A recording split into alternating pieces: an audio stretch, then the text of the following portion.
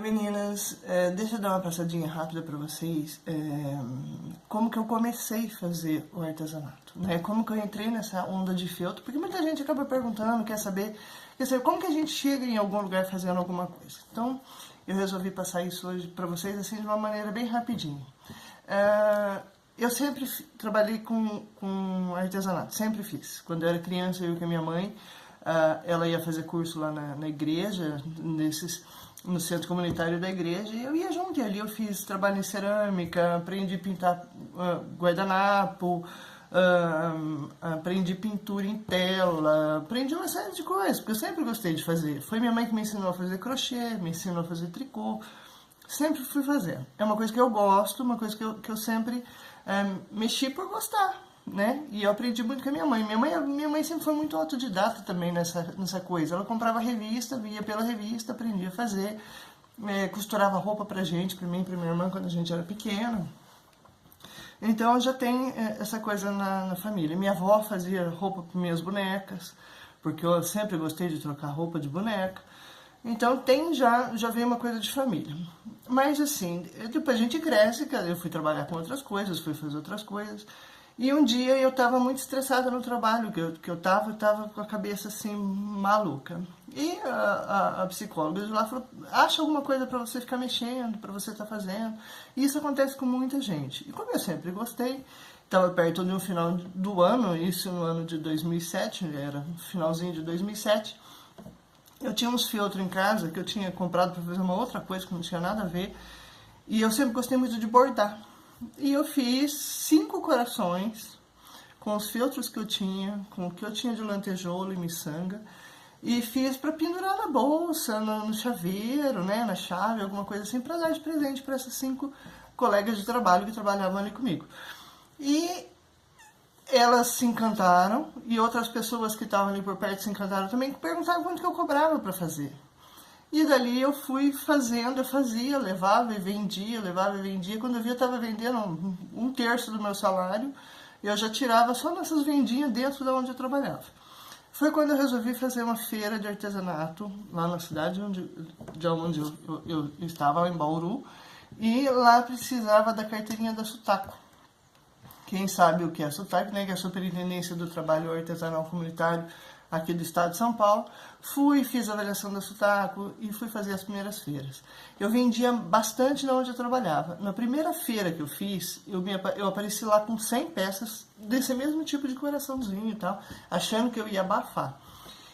E muito pelo contrário. Na primeira feira que eu fiz, eu vendi 2 coraçõezinhos. Passei a tarde, o dia todo, né? Porque ela era das 8 da manhã até 6 horas da tarde. Eu vendi 2 corações. Pensei em desistir no primeiro dia de feira. Mas eu sempre tive muito apoio do meu marido e o meu filho na época era bem pequenininho, mas o meu marido falou, vamos tentar de novo. Como a gente estava próximo do final do ano, né? Ele falou, vamos fazer o seguinte, vamos fazer as feiras até o final do ano. Isso já era em 2008. Eu falei, até o final do ano a gente começa a fazer as feiras e vamos ver o que dá até dezembro. Se até dezembro você não quiser mais, a gente para.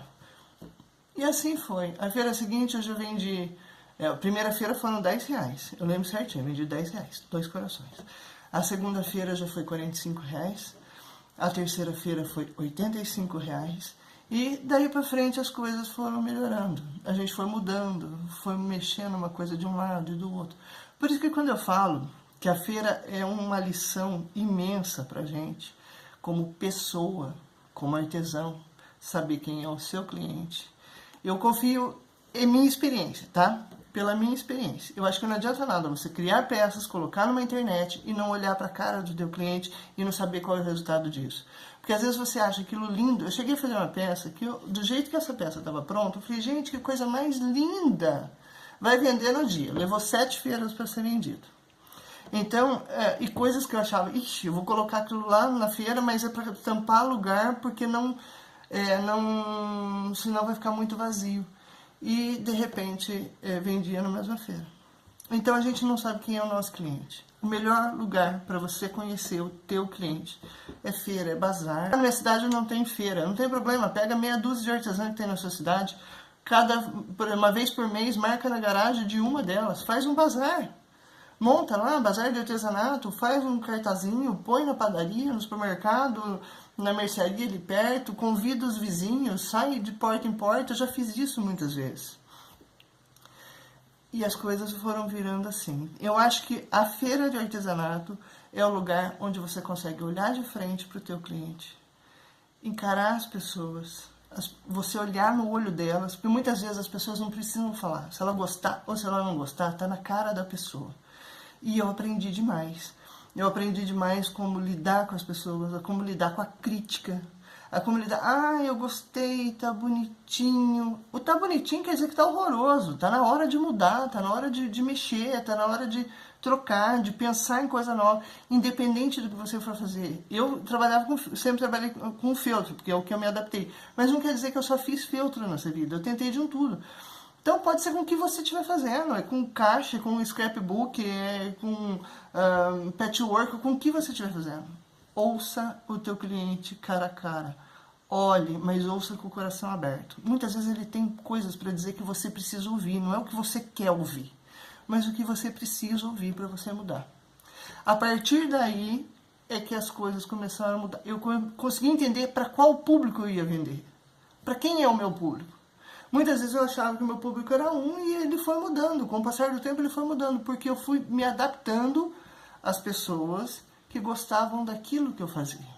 Não necessariamente era para quem eu queria vender, mas para quem a minha capacidade, a minha habilidade estava atendendo. É onde começou a crescer. Então, quando eu disse para vocês que eu queria conversar a respeito de feiras, eu não sei se todo mundo faz feira, eu não sei como é para todo mundo, mas tem que ter um olhar diferente. Você tem que ir para a feira entendendo que é o dia que você tem para aprender alguma coisa. Se você não vender nada de nada, você tem que tirar uma lição daquele dia. O que é que aconteceu que eu não vendi nada? Por que eu não vendi nada? Muitas vezes, porque tá ruim, porque tá... Se a gente ficar colocando culpa nas outras coisas, a gente nunca entende qual que é o problema nosso. Teve feiras que eu fiz, depois de muito tempo já trabalhando com feira e percebendo esse tipo de cliente, tinha cliente que chegava a descer do carro na feira e só na minha barraca, comprar só as minhas coisas e ir embora. E outros artesãos não terem vendido nada durante o dia todo. Você entendeu?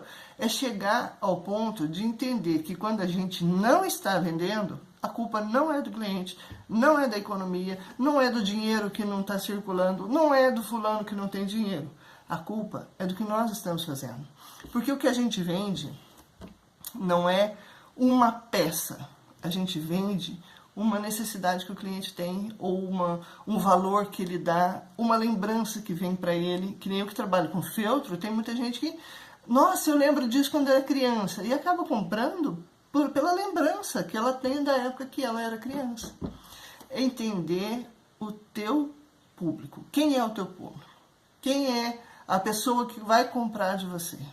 Por isso que eu defendo as feiras de artesanato. Eu acho que você tem que estar ali. Não é estar ali para montar uma barraca, reclamar o dia todo que não está vendendo e ir embora. É estar ali sabendo que é um dia que você vai aprender. Se você vendeu, é porque você entendeu o que o cliente queria. Você encontrou pessoas que gostavam daquilo, que gostam daquilo que você faz e que vão dar valor àquilo que você faz. Se você não vendeu, vamos voltar para casa. Senta de novo, vamos pensar, o que está errado? Certo? Então, aí foi o começo. Depois, com o tempo, chegou uma hora que eu não tinha mais nem condições de fazer feira, porque eu não conseguia mais fazer feiras, porque eu tinha tanta encomenda para montar que eu não tinha produto para colocar numa feira. Depois eu mudei de cidade também, e as feiras na cidade para onde eu moro hoje, as feiras não tinham tanta força quanto tinha lá em Bauru. E as coisas foram mudando e foram mexendo. Então, a gente vai conversando. Durante a semana, durante os próximos dias, a gente vai conversando. Se vocês tiverem dúvida, pode mandar dúvida para mim, e a gente vai tirando essas dúvidas, para que vocês vão abrindo um pouquinho mais a cabeça em relação a onde eu estou, para onde eu quero ir, de que forma eu quero chegar. E que nem sempre só a internet é que vai te dar esse resultado. E no nosso caso, que trabalhamos com peças, com material, com aquilo que as pessoas têm que pegar, têm que pôr a mão, têm que tocar, têm que olhar para a tua cara e falar para você, está bom ou não está bom, eu acho que a gente precisa de um público real, um público de verdade. Tá bom? Então, qualquer dúvida, é só me perguntar na página do ateliê. Um beijo!